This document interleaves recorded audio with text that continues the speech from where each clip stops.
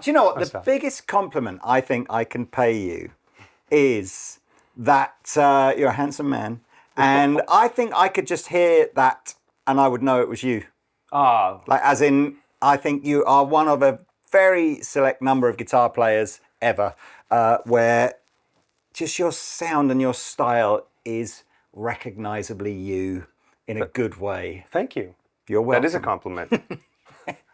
Ariel Posen, who has flown in on an overnight flight from Montreal and has come straight to Andertons to promote his new guitar. I got to Heathrow. It was like, I don't know where do I go?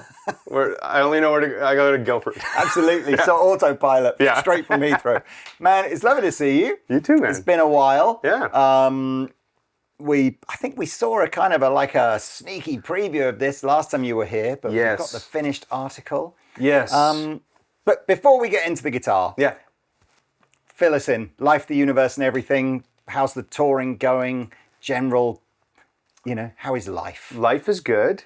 It's been a really relaxed summer. Nice. So I've been working on a lot of music the last year, which is going to start coming out. Depending when this comes out, around this time. 2028, this is scheduled to come out. I'll probably put out 3 new albums by then, but there's a lot of new music. We're going on tour like all over the States and Canada from September till the end of December, and then there's much more to be announced. So I'm gearing up for that. Really excited to put out new music because it's been 2 years since my last record. And in the meantime, I've been doing this side project with Ash. Yes. The legendary Ash Soan. So we put out a record this year, and that's why I'm here in town. We're playing in London tomorrow. And it's been really fun, just like a completely different, like, scratch that I didn't know needed itching, Musically. It's a totally different side of what I would do playing my own music. How did you meet Ash? I met Ash through the internet, like internet friends for a number of years, 5 or 6 years now, and we always collaborated. I played on a couple of his original things. He played on an EP of mine called the Downtown EP, always remotely. And then like whenever we'd be on tour, if he was ever at a show, hey, come on up, come play a song, And last year on tour, when I saw you last, we were playing in Cambridge, and he said, hey, you should come over. I'm in Norfolk, which is 40 minutes away. Not too far. Yeah. Come to the Windmill, which is his studio. It's an old windmill in his backyard that everyone on the internet has seen. So I went with my friend who was driving and taking content on tour and merch.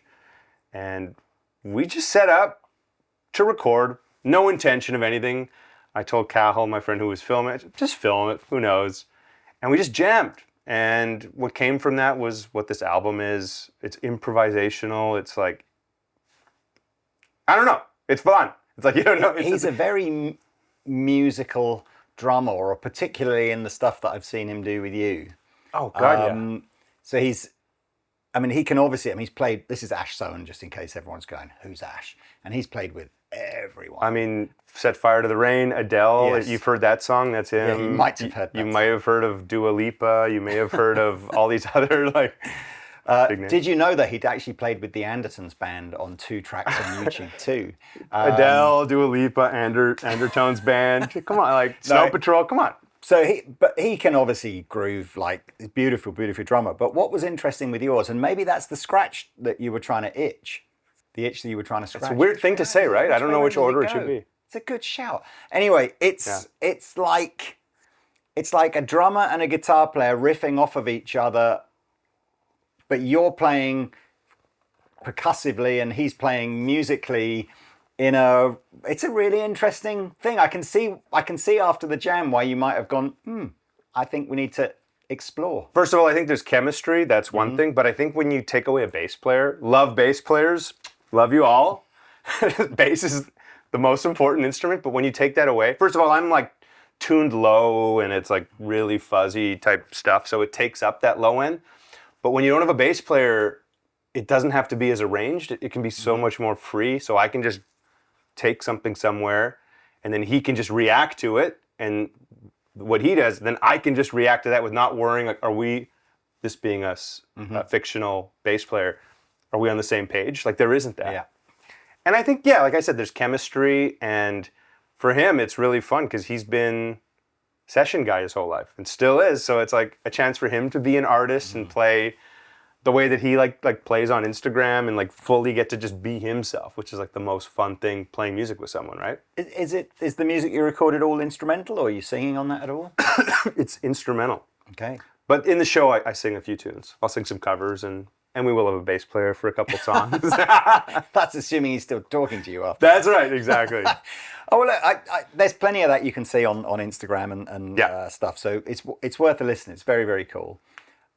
Your own stuff though, what are we expecting? Because the last album you did, it's a beautiful, it's kind of rootsy, guitar centric, lovely vocals, all that kind of stuff. It's very, very melodic, easy to listen to music, which I loved.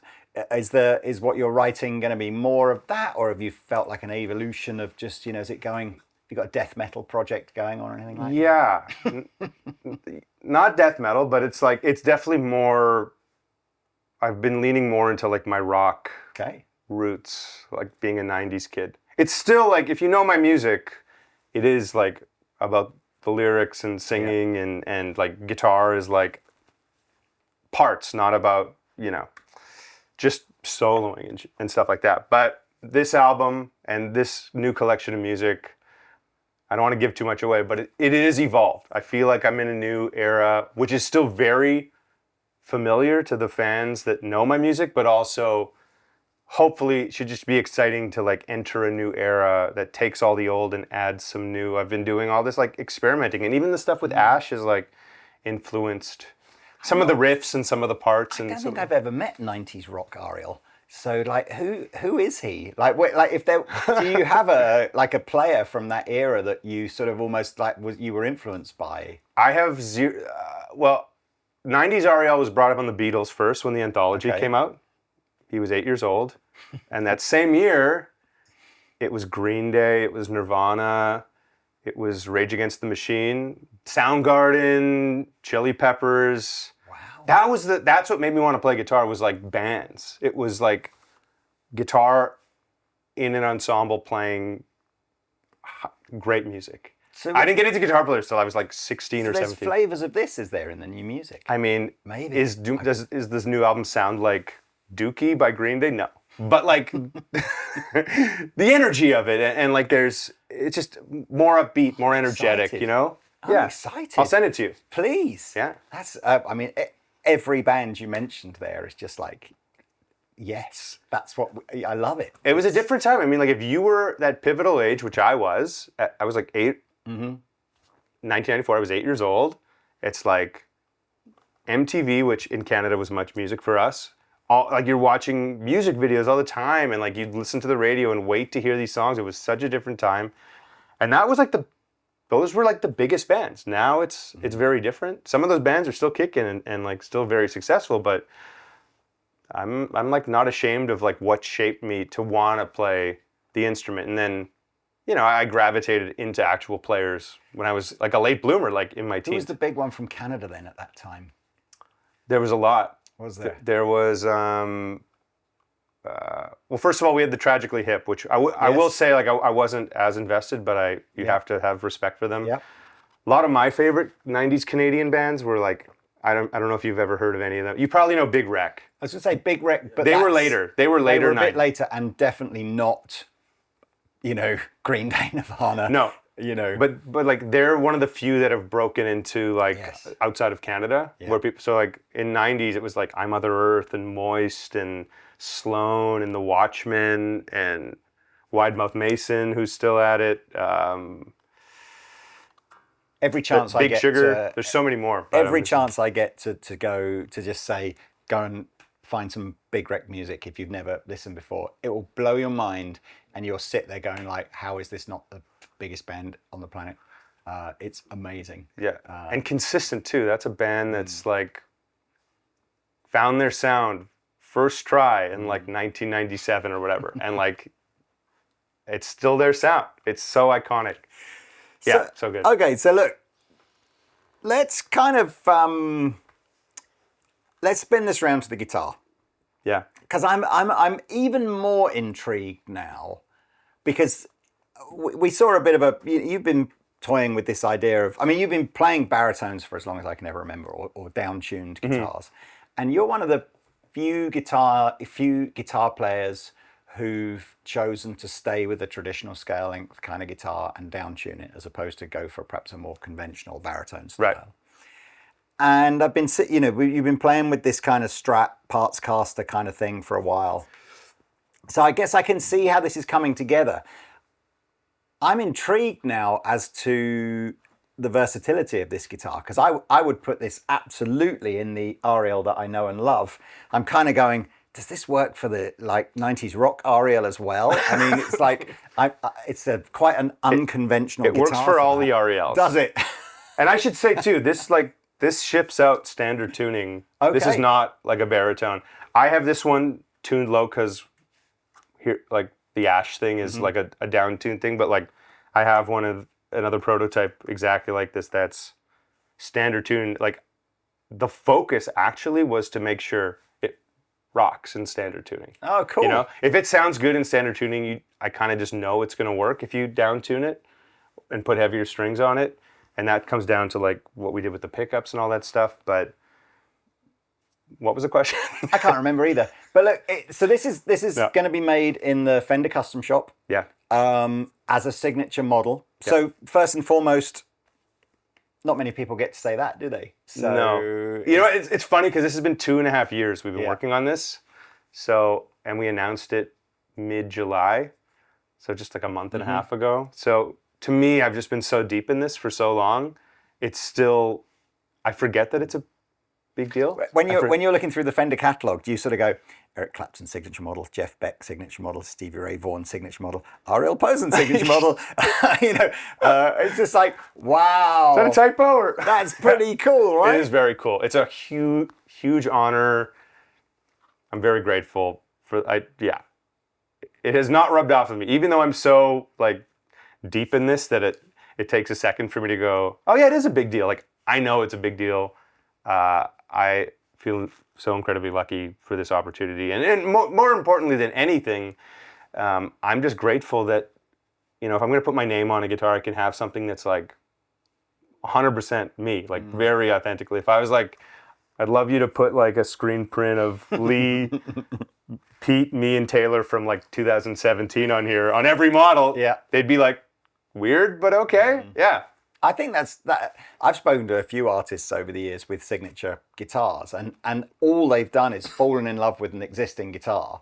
The brand has then gone, do you want to do a signature version of it? And they've kind of gone, I'm honoured, but I don't really want to change anything. So you get this kind of like, just have your own colour then. And it is a bit sort of like, meh. Yeah. But this is quite clearly not, you know, I'm not sure there's ever been or certainly, there might have been like a modified or a Vintera modified thing with two P90s on it, but I've certainly, you know, this is not, like, you know, just a Strat in a different color. Yeah, well, I've been in that position a couple times. Again, I'm so grateful that I've been offered it. Like, hey, you want to do something? Like, just pick a color off of a model that exists already, which, again, I get it. It's all good, but it just doesn't feel signature to me. I wanted to do something that was new, but also very identifiable to me. So it's like the guitar itself is actually based on two Fenders, my Strat, which is what the neck shape is, exact same neck, and then my Jazz Master, which is like the same color wood, and neck pickup. That's actually a Jazz Master pickup. Oh, okay. Yeah, and this is a P90. Oh yeah, you see now with the pole pieces, you can see it's a the flat. You got the flat pole pieces, and then the kind of screw in legs there. So we call them AP90s. Of course you do. Yeah. But I wanted something that was like still Stratty, but I just never connected with the 3 single coils. Right. I always play 3 single coils, and I feel like I want to play and sound like one of my heroes, one of the thousands of heroes, iconic people that play a normal Strat. And I think a lot of my time playing the mule baritone kind of guitar, which has not changed. That's still there. Just the configuration like made a lot of sense to me. I realized like I love a Strat with just 2 pickups, 3-way switch. I love the switch here instead of here because I'm always knocking it. You know, like little things like that. It was the things that made it feel like me, and just leaned into it. That sort of knob and switch placement, some guitar players want the switch. That's all they're doing. As you see, Chris Buck, I love watching, but it's just like he's changing between sort of, you know, neck and bridge pickup like 20 times in the same solo sort of thing. Whereas other players almost like, can I get it out the way? I want to sit on the volume control or whatever. So I'm definitely more of a volume guy, but I'm switching all the time. But I just find it like it's easier there for me because if I'm like rocking here, I want to stay on the neck. I'm hitting the bridge pickup right here or whatever. Yeah. So it's like more of like an ergonomic preference. Can we show the camera the back of the neck? I mean, this is what Custom Shop do so well, right? It's just, obviously this is made to look old, but they do it so brilliantly. And this color tint, I've seen this in books of old Fender Strats where they've been left in like a shop window for 2 years or whatever like that, and it goes like super chocolate kind of colored. This like patina on it was the main cosmetic thing I changed from the prototype that I had here last time. Dale Wilson, or is it Dale Wilson or Devin Wilson? Dale Wilson, obviously master builder. He's done a few guitars, and I saw it at NAMM. Actually, I didn't see it at NAMM first. I did a video with Rhett Shull like 2 years ago. I was on tour in Atlanta. He was like, do you want to come to some guitar store with me and we'll play a bunch guitars and just chat? So I went with him, and I remember seeing this Custom Shop Strat. If you watch the video, it's like this blonde Strat, and the headstock on it, just something about it it didn't resemble any guitar of mine, but I just loved the look of it. And I remember texting Chase from the Custom Shop a picture of that headstock. I'm like, what is this? And he was like, oh, that's got to be a Dale vibe. Yeah. So I remembered it at the back of my head, and then, you know, we did our first prototype with a matching headstock, which was to emulate the Jazzmaster, but I never really loved it, and I don't think matching headstock on a Strat's really like a common thing, and it looks kind of it's more of a Jazzmaster comfortable, isn't it? Yeah. So then when I was like, I think it's got to be different, I went back to that picture, and I was, you know, at NAMM at like Fender's big thing they threw this year, and there was one or two more with the exact same, and I was like, first of all, it's different. It's not like your typical 60s era, like smoked in looking headstock. It's like deeper and darker and different. And I just totally just a cosmetic thing, but I thought it complements the rest, and I just love how it looks. Yeah. I've only played it for like 3 seconds, but it kind of felt to me like a early 60s, maybe turn of the decade kind of feeling neck, like not it's not thin, but it's not like baseball bat either. No, I hate a baseball bat. It's a U shape. Right. It's like a 68 or 69 it's a late shape. 60s, yeah. Okay. But it doesn't feel like that to me. To me, it feels like it could be early 60s. Yeah. And I'm not an aficionado on like how it feels from year to year. But that's what that Strat of mine is. It's like a 68. Right. So in terms of radius on there, have they gone sort of 9.5 conventional or more vintage, or 9.5? So it's gonna feel very familiar to anybody who's had an American Strat at any point over the last 30 years or whatever. It's just sort of, you know, normal. I think the goal was for the guitar to still feel familiar, like feel like a guitar, you know, but then like once you plug in and you kind of, obviously these knobs feel different and the pickups sound different, that's where the real difference and authenticity comes out. And it's hard tail, right? It's not just that you've got the hard tail. Yeah, and kind of like the back of a telly. What is that? Is that just practical, or are you just not a tremolo fan, or? It was more so practical. Yeah. First of all, I love a tremolo, and I love Jeff Beck. Like he's one of my favorites, but I haven't been using one in a long time for the practical reason of you float that bridge, you break a string. So I just don't have time or energy to stress about that. So I was like, you know what? I want to hardtail it. That's how I've been doing it. And call me crazy, but I think there's some more resonance like in the sound of the guitar. Yes, here we go. Come on. Do you know what? They kind of... look, we're not going to go anywhere near the would make a difference debate because I know that sort of like triggers the internet. Yeah. But fundamentally, if you are anchoring the strings onto the guitar with a hard tail and no movement, whatever like that, it has to alter the way the strings vibrate compared to if you're anchoring it to something that's just floating on some springs. It just has to. It just makes it just sounds like common sense. I like when you say like if it's not hardtail and I can hear the difference of one spring versus two springs taken out, like, or if the black backplate's taken off versus. I love Eric Johnson. I was going to say this is all Eric Johnson things. Yeah. Who's the GOAT, of course, and he's probably right. Have I never told you the Eric Johnson? We've had Eric Johnson a few years ago now do a clinic for Andertons, and I was talking to his tech about what Eric does if the tech changes anything, and apparently he can do everything. He can tell if you've changed the mains lead that he uses on his amplifier. Wow! But I believe it. That's at least some that's people what the tech are said. that like in tune with their shit. Yeah. So there we are. Okay, let's hear it. I mean, tell me about the pickups and let's hear it because I guess from a Strat perspective, that's the biggest difference, isn't it? Yes. From a conventional Strat. So let's hear these. Okay. And if you want to chuck your broadcast on or whatever, we're just using a pretty clean Tone King amplifier at the moment for your sound. Yeah. So. And the deluxe reverb, I think. Oh, we're going stereo as well. Stereo.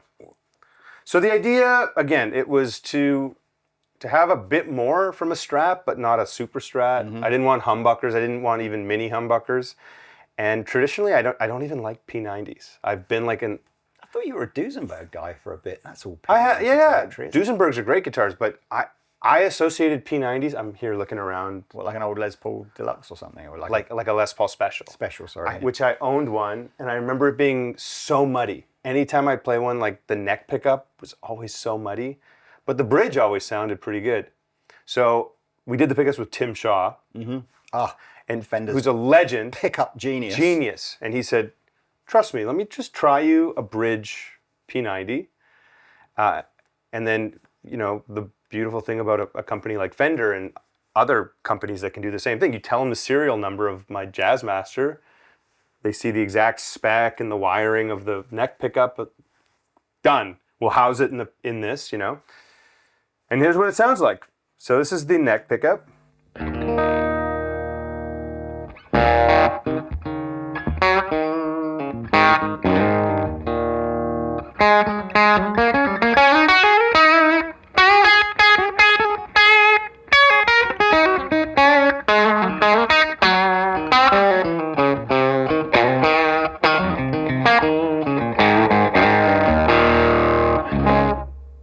Bloody hell, man.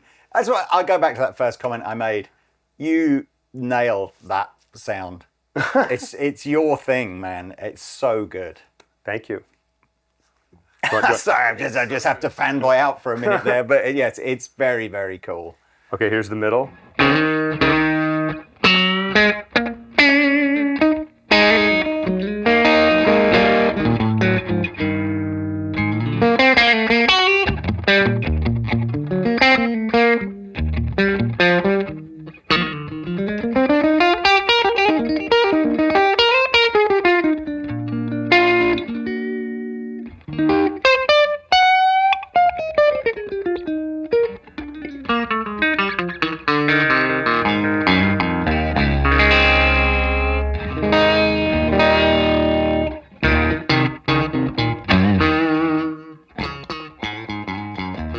So again, like, it's nice. And then here's the neck. This is the Jazzmaster.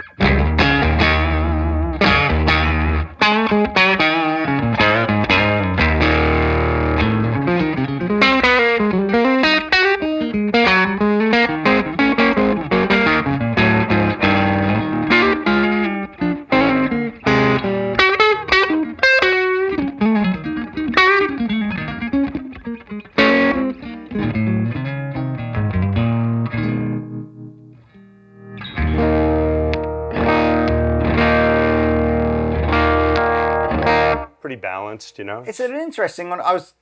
That little bit that you did right at the end there, I was going to ask you to do anyway, just so I could kind of,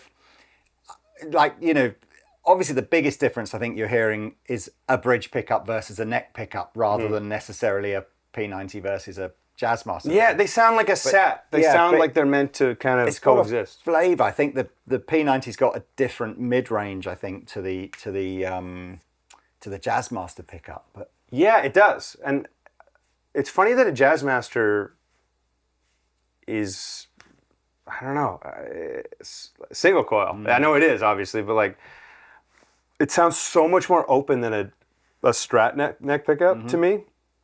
And then comparative to like a P90 or a mini humbucker, it retains so much more top end, I find.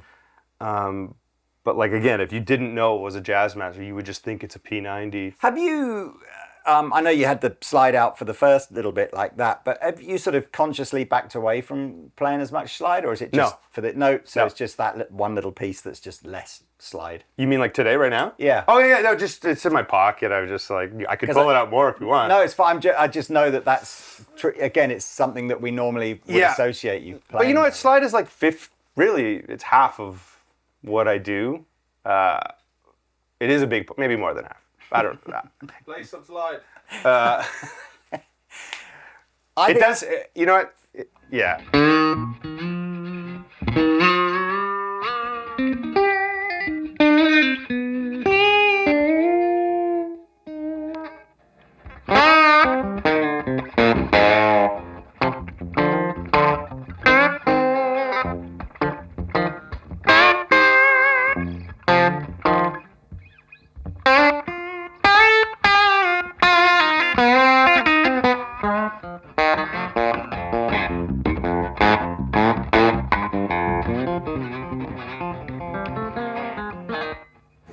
I don't know. It's very it's fun. cool.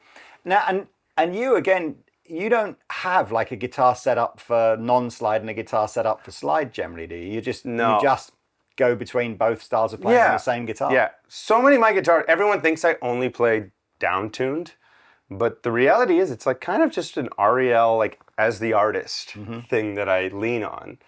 And like Ariel, the guitar player who gets called to play on records or produce records or play with other people sometimes, most of the time like it's standard tuning still. So I have a lot of my guitars are still in standard tuning, and every guitar is high enough that I can play slide, low enough that I can still play with my fingers, just whatever that balance is.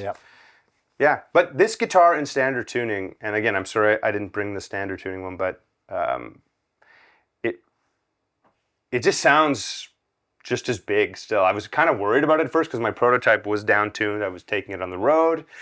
And when I got the first one standard, I was like, not shocked, but like really pleasantly surprised that it held its own. So it definitely doesn't lose any mojo in any kind. In fact, the official demo video I did with Fender it's like 70% standard, 30% we did some low stuff too. I mean, I would say if anybody's thinking of, perhaps getting their guitar and putting some heavier strings and down tuning on it, you probably do have to be aware that you're radically changing the tension on the neck. You're going to want to make some strings space through on the nuts. Yeah. So it's maybe not quite as simple as just going and buying a sort of super heavy set of strings and slapping them on. But you take it to Andertons and they'll change it for you. But I do think, having the hardtail certainly makes it less complicated. It's like a no-nonsense guitar. It's kind of, in a way, like a working man's or woman's guitar. It's a tool. Yeah. I mean, it's great looking. I always think as soon as you move away from the sort of the classic 3 single coil thing on a Strat, there's a danger of just going like, oh no, we're going to get the ugly child. But it works. I wonder if it's the brown pickup covers and the knobs and stuff just balancing it all out. It does look very cool. I'm glad you think so. This is why these things take 2.5 years. I mean, 3 minutes to get the spec right, and then 2 years, 5 months, and 29 days getting the color right. Is that what we're saying? Kind of. The pickups were nailed. Tim nailed the pickups first try. But the initial one, these were black pickup covers, as P90s usually are, and they looked a little off. Now they look really off to me, but at the time I got used to it, and I was like, it's kind of cool. And you're saying like the ugly child, I was worried about that, but once, we were getting to prototype 2 and Chase was like, I think we can match those. I'm going to see if I can get brown. Yeah. And I was like, that's that's going to be ugly. Like, this is what in my head, I'm like, that might be ugly. And of course saw it and it was like, oh my God, that's it, actually.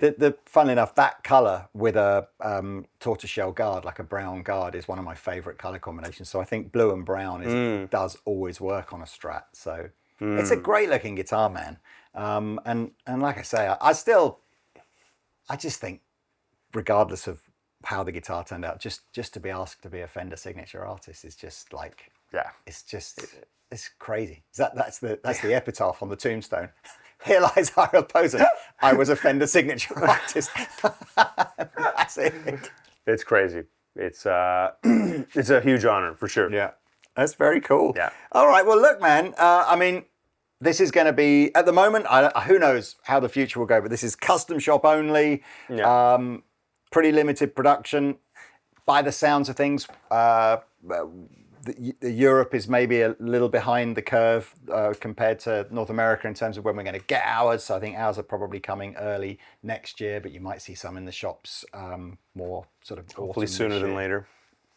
Or you can, of course, just go and see Ariel on tour, and then he'll be playing, I would imagine, these relentlessly. Is that it? Just that guitar in 2 tunings? That's the set? This guitar, I'll still have a mule with me. Right, okay. Yeah. That's the aluminium one, isn't it? That's like the actual baritone one. Yeah. It's still a important tool in the toolbox. But this covers everything else. Standard tuning, open tuning, at least on an Ariel Posen tour where I'm still kind of I can only take 2 guitars with me. I can't, we don't have space for anything more. Well, look, links below where you can go and check out more about Ariel's music. And if you caught him on tour with Ash, I'm sure you had a great time at that as well. But I think that by the time this video goes out, that'll be done. Also, by the time this video comes up, I wasn't sure what was happening. I was going to say congrats on 1 million subs. Thank you so much. Yes. Absolutely. We're so close. That's the stress at the moment. We're as filming now, we're about 2,000 off. Desperately hoping that we don't get to 1 million over the weekend so that we can actually be here in real time. In real time and celebrate it. We'll find out. No one subscribed. Yeah, no one subscribed till Monday. Start losing subscribers. Oh no! That's why I'm waiting to find the 50,000 people who are all on Reddit that are basically waiting to unsubscribe just as we get to like 990. Oh, dang. We'll see. Look, would you mind putting a couple of your pedals on? You've got that beautiful broadcast Ariel Posen signature pedal maybe, and some excessive reverb and delay. I like that kind of stuff. And then blowing me away with some more amazing playing. Blow you away. That's a lot to ask, but thanks for having me. Good to see you, man.